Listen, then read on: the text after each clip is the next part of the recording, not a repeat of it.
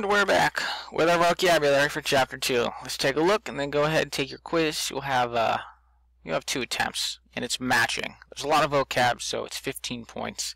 It's all matching. Alright, capital. Money or goods used to help people do or make things. Money.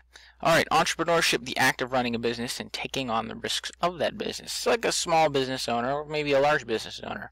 Person in charge. I bet you some of you have parents that are entrepreneurs. Supply, the amount of a good or service that a producer wants to sell. Demand, the amount of something that consumers want to buy. So you always have a struggle between supply and demand. We'll learn about that in Lesson 2.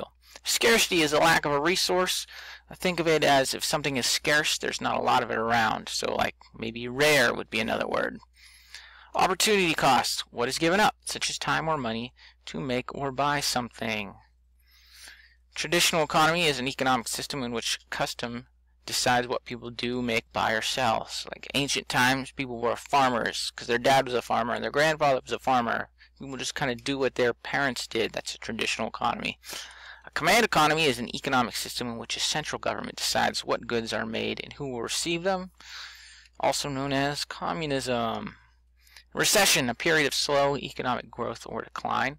Inflation is a continued rise in prices or the supply of money. So when you have too much money that's not worth anything, that's called inflation. Export, a good sent from one country to another. Say we export goods to other countries. Import is a good brought into the country from another country. Goods that come here from another country are imported. Import, export. Barter, to trade by exchanging one good or service for another. For example, maybe if you give me cupcakes, I will tutor you in history. That would be an example of bartering. Globalization, the growth in free trade between countries. Representative government is government in which citizens elect officials who govern.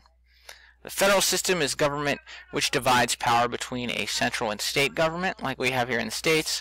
Separation of powers, the division of power between branches of government. Like here in the States, we have a legislative, judicial, and executive branch.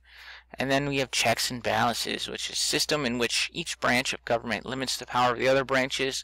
For example, the president can veto a bill made in the Congress. That's your vocab. Quiz is on the very next page. As I mentioned, 15 points, 2 attempts. Let me know if you have any questions or you have any problems with the quiz. I'm here to help. Have a great day.